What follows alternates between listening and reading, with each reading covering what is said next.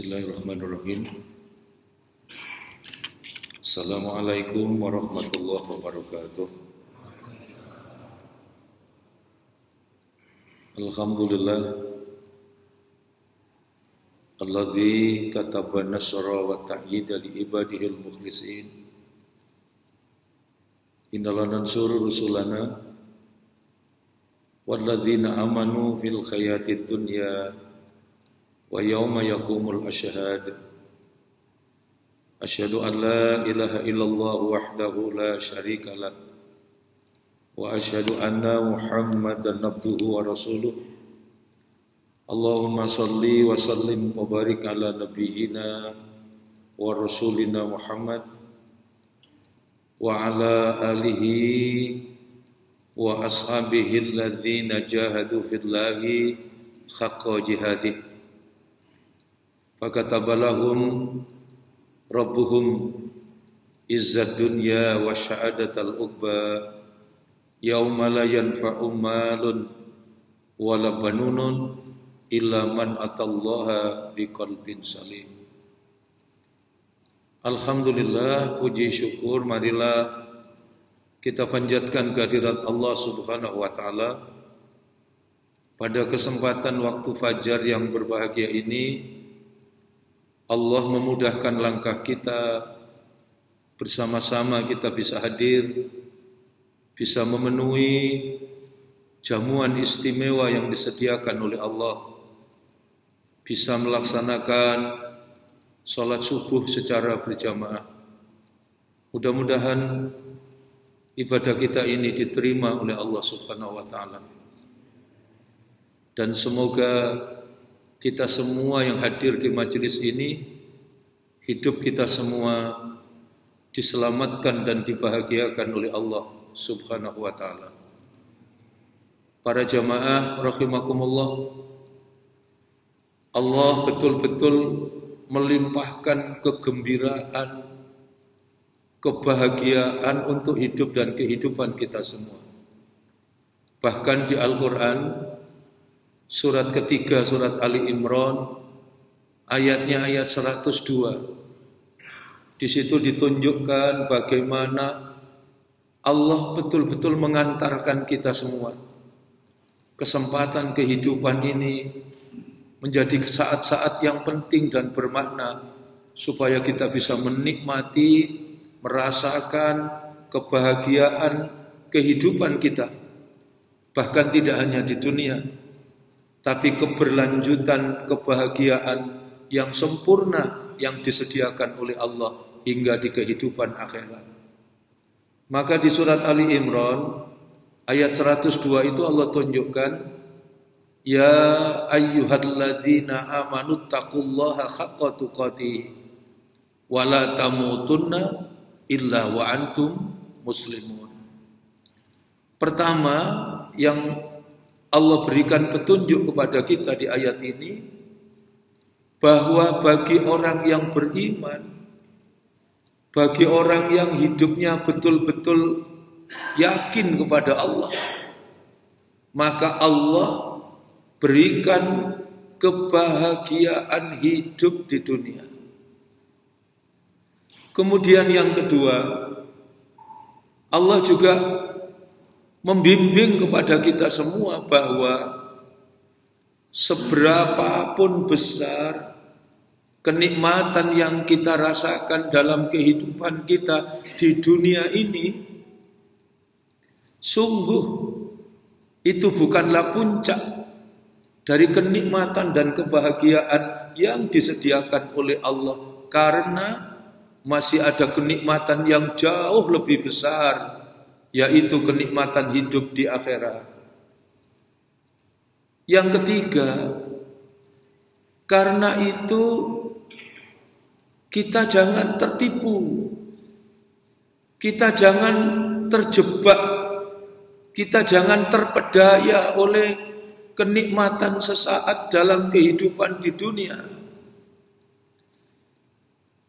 Kita diperintah oleh Allah untuk berjuang. Jangan karena kenikmatan hidup di dunia, bukan tidak penting dunia, Bukan tidak penting harta, jabatan, dan segala kesenangan hidup di dunia itu. Tapi Allah ingatkan supaya kita betul-betul menempuh jalan perjuangan. Dalam hidup ini jangan pernah kita terlena dan jatuh ke dalam perbuatan yang hina. Kita ini jatuh ke dalam perbuatan buruk. Kita menjadi hamba yang durhaka, yang ingkar, yang kufur atas segala nikmat yang diberikan oleh Allah hanya gara-gara terpedaya dengan betapa elok dan indahnya kenikmatan yang kita rasakan di dunia. Jangan sampai karena dunia ini kemudian kita meninggalkan hidup dalam kemuliaan, meninggalkan gelanggang perjuangan untuk terus merawat diri kita itu dalam kemuliaan. Sebab seberapapun indahnya kehidupan di dunia ini, jangankan barang yang kita cintai, orang-orang terdekat yang kita cintai, diri kita, setiap saat tanpa syarat, kalau diambil kembali oleh Allah, maka selesai. Berpisahlah kita, pada saatnya kita semua akan menemui kematian. Sehingga yang keempat kemudian surat Ali Imran ayat 102 ini Allah mengingatkan kepada kita, jangan sampai dalam hidup ini kita gagal.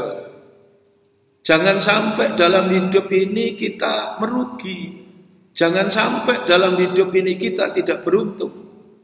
Maka kemudian Allah bimbing kita, jika kita ingin mendapatkan kebahagiaan yang sempurna, dunia kita bisa rasakan kebahagiaan, dan kemudian berlanjut dalam kebahagiaan kehidupan di akhirat. Tidak ada pilihan lain. Satu-satunya jalan adalah kita hidup dengan benar, mengikuti kebenaran yang diturunkan oleh Allah. Hidup dengan teratur, mengikuti aturan yang diberikan oleh Allah. Hidup dengan lurus, mengikuti petunjuk yang diberikan oleh Allah. Kita hanya hidup dengan satu-satunya risalah, satu-satunya manhaj, satu-satunya ad-din, jalan keselamatan yang membahagiakan, yang menyelamatkan hidup kita, yaitu ad-dinul Islam. Maka dengan sangat indah ayat ini membimbing kita, wala tamutunna illa wa antum muslimun. Inilah para jamaah rahimakumullah, sehingga Allah selalu mengingatkan kemuliaan, bahwa bagaimana Allah itu sudah mendidik, sudah menciptakan kita dalam kualitas penciptaan yang sebaik-baiknya. Laqad khalaqnal insana fi ahsani taqwim. Maka jangan sampai kemudian kita hinakan diri kita, menempuh jalan kehinaan. Maka Allah ingatkan, summa radadnahu asfala safilin. Dan panjenengan bisa pirsani di Quran surat ke-91, di surat Asy-Syam ayat 7, ayat 8, ayat 9, ayat 10. Betul-betul Allah ingin menunjukkan kepada kita hidup bahagia dalam kemuliaan. Maka di situ diingatkanlah Allah tentang diri kita. Siapa diri kita? Wa nafsi wa ma sawwaha. Manusia itu adalah jiwa yang disempurnakan oleh Allah. Karena itu Allah rawat, Allah jaga, Allah bimbing, Allah tolong, Allah berikan perlindungan. Bagaimana? Allah memberikan petunjuk. Ayat yang ke-8, fa'alhamaha fujuraha wa taqwaha. Maka ditunjukkanlah kita oleh Allah, ini jalan fujur. Apa jalan fujur? Jalan kehinaan. wa taqwaha, dan ini jalan takwa. Apa jalan takwa? Jalan kemuliaan. Orang yang bertakwa itu hidupnya mulia. Kenapa? Sebab ciri orang yang bertakwa, taqwallah ayyuta'ah. Orang yang bertakwa itu mulia karena dia hidup dalam ketaatan. Yang kedua, orang yang bertakwa itu mulia. Kenapa? Wa yuskara fala yukfar. Orang yang bertakwa itu selalu bersyukur atas apa yang dianugerahkan oleh Allah. Dan jalan kemuliaan berikutnya bagi orang yang bertakwa, sebab orang yang bertakwa itu dalam setiap gerak langkahnya selalu ingat, selalu berzikir kepada Allah Subhanahu wa ta'ala. Sehingga ayat yang ke-9, orang yang menempuh jalan kemuliaan, orang yang bertakwa kepada Allah, Allah tunjukkan qad aflaha man zakkaha. Sungguh sukses, sungguh beruntung, sungguh berbahagia siapa? Orang yang membersihkan jiwanya. Orang yang selalu hidup dalam ketaatan, penuh rasa syukur dan selalu ingat kepada Allah. Berikutnya yang Allah ingatkan ayat yang ke-10, wa qad khaba man dassaha. Sungguh merugi siapa? Orang yang mengotori jiwanya. Orang yang hilang keyakinannya kepada Allah. Kemudian dalam hidup dia tidak mau taat. Apa yang ditempuh dan dilakukan dalam hidupnya orang yang menempuh jalan kehinaan ini, dia selalu ingkar. Dia selalu durhaka. Durhaka atas apa yang sudah dititahkan oleh Allah. Yang kedua, orang yang menempuh jalan fujur itu orang yang kufur, orang yang ingkar atas nikmat yang diberikan oleh Allah. Dan yang ketiga, orang yang menempuh jalan kehinaan ini betul-betul dia terhinakan karena dalam hidupnya dia lalai kepada Allah Subhanahu wa ta'ala. Inilah para jamaah rahimakumullah, apa yang ditunjukkan oleh Allah, bimbingan yang sangat berharga supaya kita betul-betul menikmati dan merasakan kebahagiaan kehidupan. Dan Allah tunjukkan memang tidak ada kenikmatan melebihi kebahagiaan bagi orang-orang yang hidupnya dipenuhi keyakinan kepada Allah. Orang yang beriman kepada Allah dan kemudian meningkatkan kualitas keimanannya menjadi orang yang dimuliakan oleh Allah, orang yang bertakwa kepada Allah, itulah orang-orang yang betul-betul menikmati dan merasakan kebahagiaan kehidupan. Panjenengan bisa pirsani di Quran surat ke-41, di surat Fusilat, ayatnya ayat yang ke-30. Di surat Fusilat ayat yang ke-30 itu Allah tunjukkan kepada kita orang yang bahagia karena dalam hidup betul-betul yakin kepada Allah. Innalladzina qalu rabbunallah. Sesungguhnya orang yang benar-benar beriman kepada Allah, orang yang betul-betul yakin kepada Allah, dalam hidupnya tidak ada keraguan sedikit pun, menghadapi apa problema apapun, dia tetap dalam keyakinan, tanpa kesedihan, kekhawatiran dan keraguan.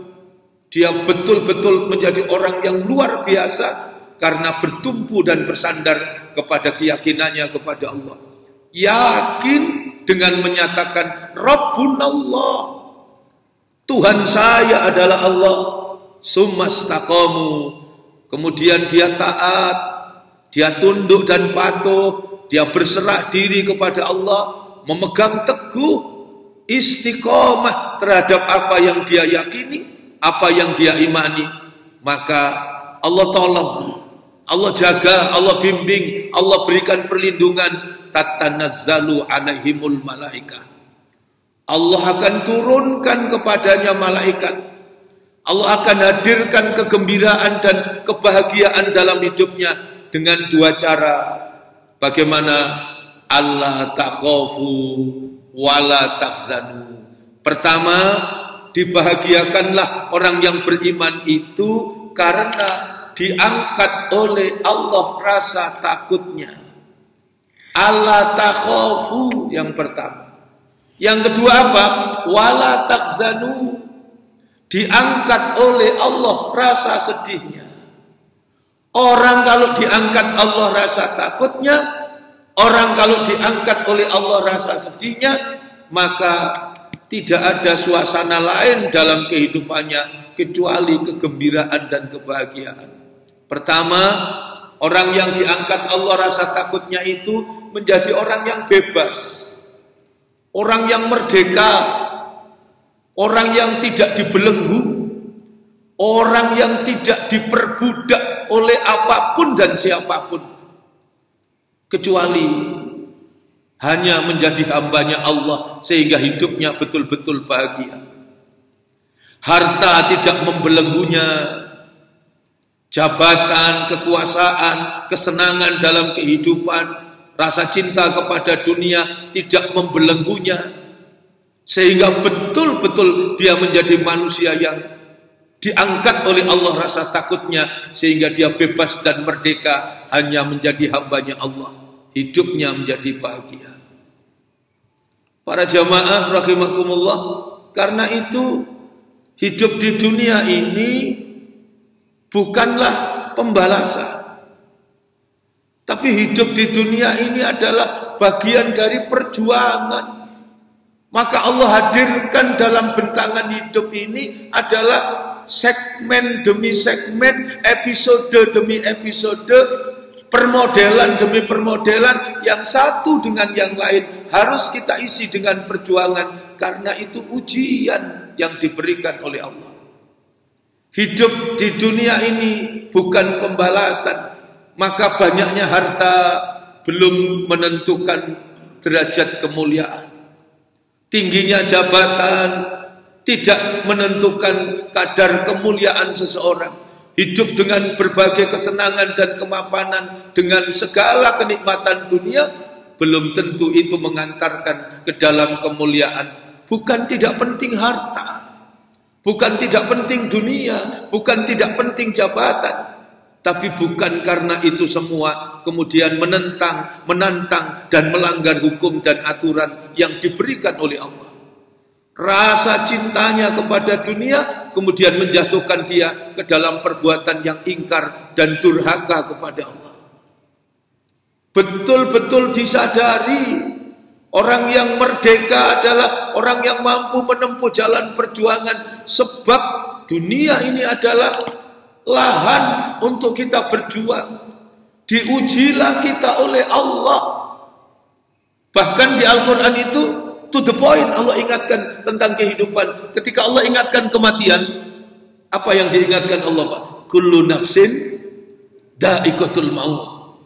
Setiap nafas itu pasti akan menemui ajal. Setiap nafas ini pasti akan menemui kematian. Yang menarik lanjutan ayat ini, wa nabluukum bisyarri wal khairi fitnah wa ilaina turja'un. Karena itu Allah uji. Dalam hidup ini Allah berikan ujian demi ujian. Bentuk ujiannya apa? Ada dua. Satu, diuji oleh Allah bisyarri, diuji dengan kesempitan, kesulitan, diuji dengan kerepotan, diuji dengan sakit, diuji dengan rezeki yang seret, diuji dengan gagal panen, diuji dengan bisnis yang gagal, diuji dengan kematian orang-orang yang kita cintai, dan berbagai ujian-ujian yang menyulitkan. Itu ujian yang pertama dalam kehidupan kita yang disebut bisyarri. Ada ujian yang kedua namanya wal khairi. Diujilah oleh Allah kita dengan kemudahan. Rezeki yang melimpah, yang lancar, anak yang sehat, prestasi, pendidikan, karier yang moncer, anak yang nurut, dan macam-macam kemudahan. Tapi dua-duanya statusnya sama-sama sebagai ujian. Karena itu Allah ingatkan dalam Quran surat ke-67, surat An-Nur ayat yang kedua itu, Allah tunjukkan tentang indahnya kehidupan bagi orang yang mengerti, sehingga dia terus mengambil peran dan bagian dalam perjuangan ketika Allah menyatakan alladzi khalaqal mauta wal hayata liyabluwakum ayyukum ahsanu amala. Dialah Allah yang menjadikan kesempatan kehidupan mati dan hidup kita ini bagian dari ujian yang diberikan oleh Allah untuk Allah mengkadar, menentukan siapa di antara kita ini yang terbaik dalam hidup, yang terbaik dalam kualitas amal perbuatannya. Sudah diciptakan sebaik-baik penciptaan. Laqad khalaqnal insana fi ahsani taqwim. Maka tidak ada keelokan, tidak ada kepantasan kalau kemudian kita jatuh ke dalam perbuatan hina, tapi rawat hidup dalam kemuliaan. Maka ahsani taqwim, hidupnya harus diisi dengan ahsanu amalah, kualitas amal perbuatan yang terbaik, supaya kita kembali secara indah ketika kembali kepada Allah dalam kondisi husnul khatimah. Mudah-mudahan umur kita ini barokah. Allah anugerahkan segala kenikmatan kehidupan ini bukan hanya kita rasakan sebagai kenikmatan sesaat hidup di dunia, tapi betul-betul menjadi investasi kegembiraan dan kebahagiaan kita di dunia sampai dengan kehidupan di akhirat. Karena itu para jamaah, kita diperintah untuk berjuang. Perjuangan ini diperintah oleh Allah. Panjenengan pirsani di Quran surat ke-90, surat Al-Balad. Apa yang diingatkan oleh Allah kepada kita? Wa ma adraka mal aqabah. Tahukah kalian Aqabah?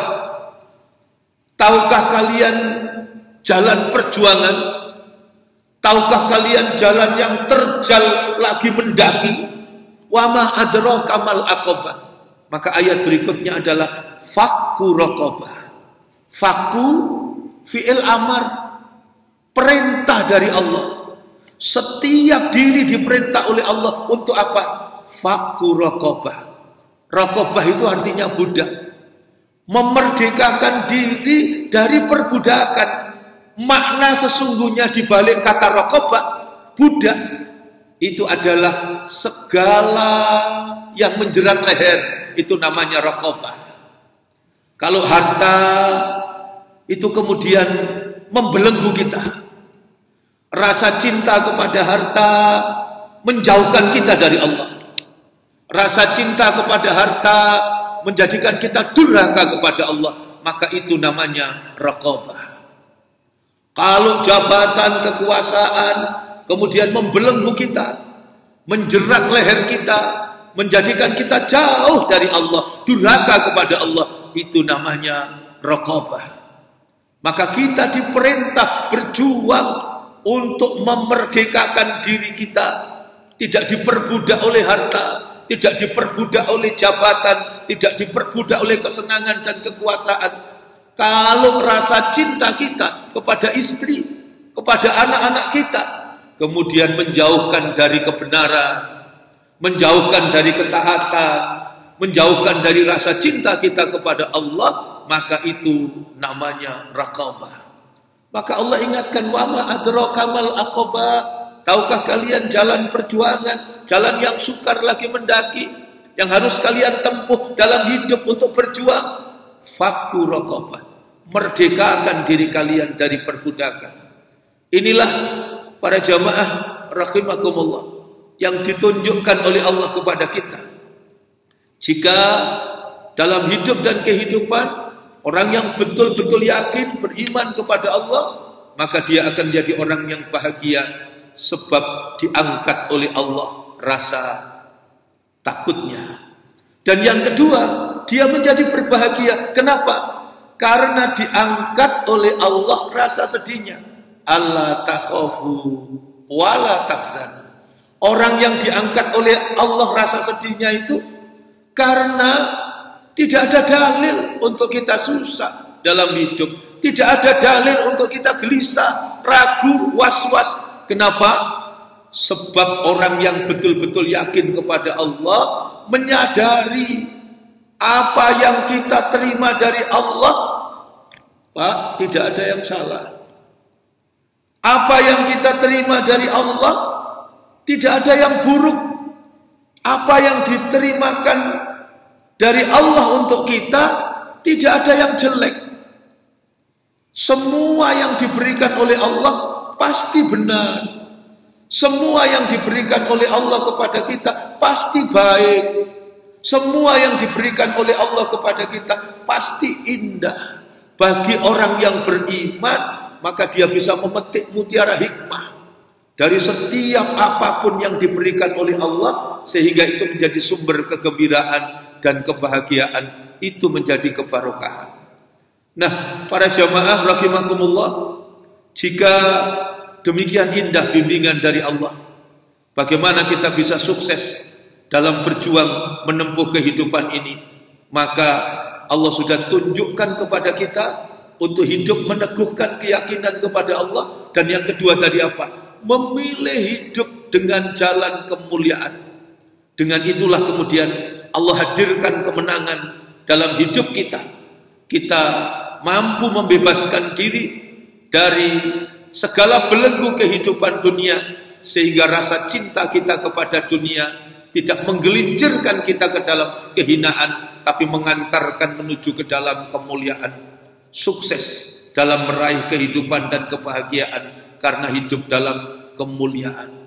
Nah, para jamaah rahimakumullah, sebagai pengingat, maka di Quran surat ke-100, surat Al-Adiyat, itu Allah betul-betul ingatkan kepada kita bahwa manusia ketika diberikan kenikmatan dunia, seringkali kemudian manusia ini lupa, tergelincir ke dalam kedurhakaan.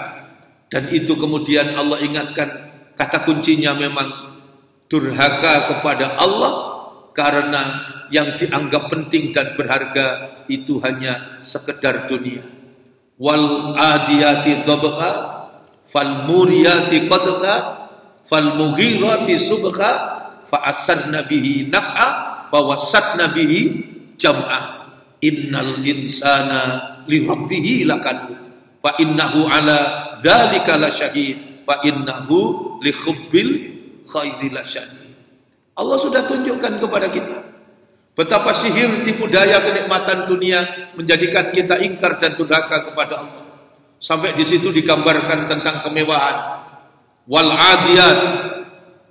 adiyati dhabha, kuda perang yang berlari sangat kencang. Saking kencangnya itu kemudian derap kakinya saja itu memercikkan api, sehingga membuat fokus orang-orang itu kemudian terganggu, semuanya arahnya kepada kuda perang ini. Ya, ketika keluar muncul pada waktu pagi. Pada waktu pagi, tapi digambarkan di surat Al-Adiyat itu bukan embun, tapi fa'asar nabihi naqa, debu berterbangan di mana-mana. Saking luar biasanya kuda perang sebagai gambaran dari kemewahan kehidupan. Maka kemudian diperjelas lagi, mereka menerjang ke kerumunan musuh, yang menjadi pelajaran kemudian setelah Allah menggambarkan kuda perang yang begitu setia kepada pemilik kuda, tuan pemilik kuda, maka kemudian Allah ingatkan kita, bagaimana dengan kita manusia? Kuda perang itu nurut sama tuannya. Kenapa? Karena dia dirawat, dipelihara, dibersihkan, diberi makan, dicukupi segala keperluan dan kebutuhannya, sehingga dia nurut, dia luluh kepada pemiliknya. Maka bagaimana dengan manusia yang diberikan segalanya oleh Allah? Maka sungguh kalau manusia tidak taat, itu adalah keterlaluan. Innal insana li rabbihi lakanu. Manusia ini sungguh keterlaluan dan sadar dengan keingkarannya. Fa innahu ala dzalika lasyahid. Allah kemudian tarik, bimbing kita kembali untuk ke dalam jalan kemuliaan. Caranya bagaimana? Ada dua yang diingatkan oleh Allah. Afala ya'lamu idza bu'sira ma fil kubur. Yang kedua, wa khussilama fis sudur. Jika ingin selamat, ingatlah alam kubur. Jika ingin selamat, ingatlah jiwa, hati yang diberikan oleh Allah. Orang itu kalau melihat hatinya, dan inilah uniknya Islam. Islam itu tidak mengandalkan ilmu itu pada akal semata, tapi tempat ilmu itu adalah justru pada hati. Maka di situ kalau hati ini dibuka, lapisan pertama akal kita menerima pengetahuan. Kalau pengetahuan itu hanya kita terima, dimasukkan ke dalam hati level yang keluar, yang paling luar itu namanya sudur, sodrun. Maka ini hanya sekedar pengetahuan semata-mata. Kalau diteruskan masuk ke dalam, maka setelah sodrun masuk yang namanya kolbun. Orang nyebut hati sering secara umum kolbun. Kolbun, hati, itu pengetahuan yang masuk di sodrun itu kemudian menggetarkan. Orang ngerti sholat, tapi kalau masuknya pada sodrun, maka hanya sekedar pengetahuan sholat dan tidak tergerak, tidak mengerti, tidak mau menjalankan sholat. Tapi kalau sudah masuk di kolbun, betul-betul sudah menggetarkan, sehingga tidak mungkin dia tidak sholat karena mengerti tentang pentingnya kewajiban sholat. Kalau itu diteruskan, maka masuk di fuad. Kalau fuad ini sudah bukan hanya menggetarkan, tapi masuk ke dalam jiwa yang jauh lebih dalam. Sudah menjadi bagian dari kepribadian. Sholat tidak hanya sekedar kewajiban, bahkan sudah naik levelnya menjadi kebutuhan dan kerinduan. Dia menyadari yang butuh sholat bukan Allah, tapi diri kita. Sholat menjadi kekayaan yang tidak terkira, maka tidak mungkin kemudian dia meninggalkan dalam hidupnya rukuk dan sujud kepada Allah. Setelah sodrun, kolbun, masuk ke dalam fuad, dan yang lebih jauh lagi, inti dari hati, namanya lub. Sehingga pengetahuan ilmu yang sempurna akan mengantarkan kita hanya satu, hidup taat, tunduk, berserah diri kepada Allah. Seperti yang ditunjukkan Allah di Quran itu. Surat ke-13, surat Ar-Ra'du, ayatnya ayat yang ke-19. Afaman ya'lamu annama unzila ilaika mir rabbikal haqqu kaman huwa a'ma innama yatadzakkaru ulul albab.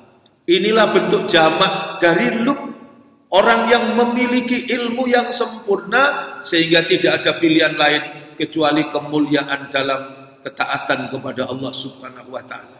Para jamaah rahimakumullah, sebagai penutup dari apa yang ingin saya sampaikan ini, surat yang terakhir turun itu surat ke-110. Surat ini turun dan tidak berselang lama Rasulullah wafat. Surat ini Allah mendidik dan mengajarkan kepada kita untuk optimis, untuk meyakini kesuksesan dan kemenangan yang dihadirkan oleh Allah, untuk kita tidak ragu dalam berjuang, mengambil peran dan bagian penting dalam dakwah dan perjuangan. Coba kita renungkan. Ayat ini ditunjukkan oleh Allah supaya kita betul-betul kuat, tidak menjadi manusia yang lemah, sebagai orang yang beriman kepada Allah dan tidak ada pilihan lain kecuali kesuksesan itu ditempuh dengan jalan kemuliaan menjadi orang yang bertakwa kepada Allah. Surat ke-110, surat An-Nasr. Idza jaa nasrullahi wal fath.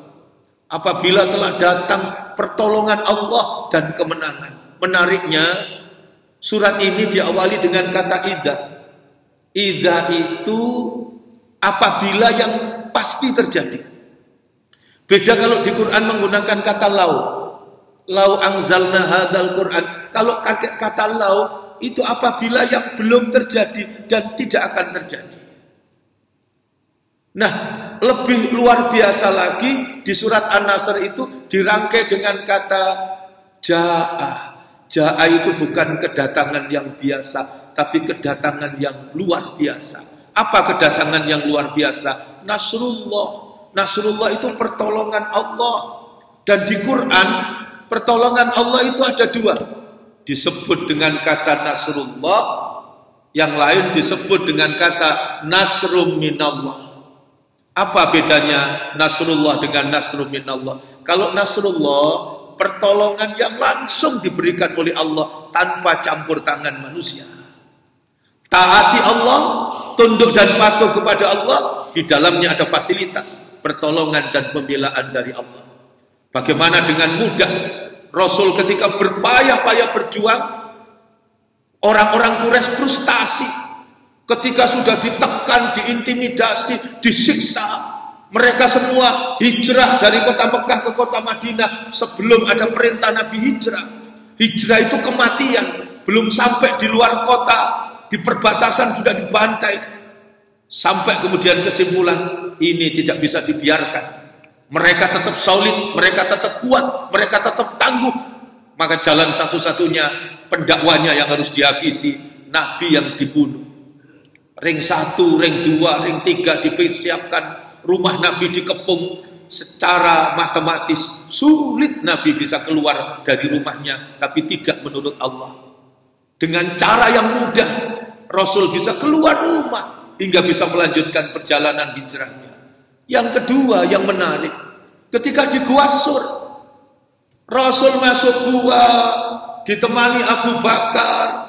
Saking capeknya perjalanan, Rasul keturun, tertidur di paha Abu Bakar. Tapi sejurus kemudian tubuh Abu Bakar disengat kala jengking.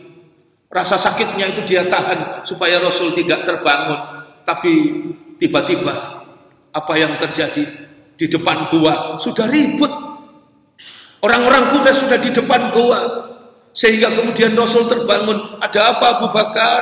Dan kemudian Rasul mendapatkan penjelasan situasi dari Abu Bakar. Qala Abu Bakar As-Siddiq radhiyallahu an, nadartu ila kadami musyrikin wa nahnu fi gharri wa hum ala ru'usina. Ya Rasulullah, law anna nadarahum tahta qadamaini wa absarna. Abu Bakar menceritakan itu, Rasul, orang-orang Quraisy sudah di depan goa. Kalau dia lihat ke bawah, pasti kita akan tertangkap. Tapi Rasul tidak takut, tidak gusar, tidak panik, tidak ragu. Dengan kalimat yang teratur dan terukur, menunjukkan kepada kita keteguhan keyakinan tentang datangnya pembelaan dan pertolongan Allah. Rasul menyatakan, ma dhannuka ya Abu Bakrin bisnain Allahu salisuhuma. Abu Bakar, ma dhannuka ya Abu Bakrin bisnain. Abu Bakar, bagaimana pendapatmu tentang dua orang, sedang yang ketiga ada Allah? Apakah kita merasa berdua, hanya engkau dan aku, padahal yang ketiga ada Allah? Abu Bakar, jangan takut, Allah beserta kita.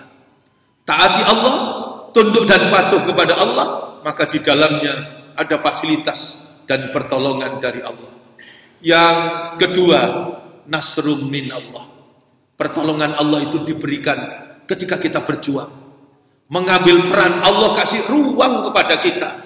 Seberapa besar ikhtiar, usaha, perjuangan yang kita lakukan, itu sejalan dengan pertolongan yang akan diberikan oleh Allah. Semoga Allah subhanahu wa ta'ala memberikan kepada kita payung rahmat. Dikelompokkanlah kita semua menjadi hamba-hamba Allah yang solih, yang mampu hidup dengan beramal solih. Begitu juga dengan anak keturunan kita, mudah-mudahan dibimbing oleh Allah, dijaga oleh Allah, dilindungi oleh Allah, agar anak-anak kita senantiasa istiqomah di jalan kebenaran. Anak-anak kita, cita-cita kemuliaannya diijabahi oleh Allah subhanahu wa ta'ala. Dibahagiakanlah hidup kita dalam kesempurnaan kebahagiaan kehidupan di dunia sampai dengan kehidupan di akhirat. Para jamaah, ini yang dapat saya sampaikan. Terima kasih atas segala perhatian.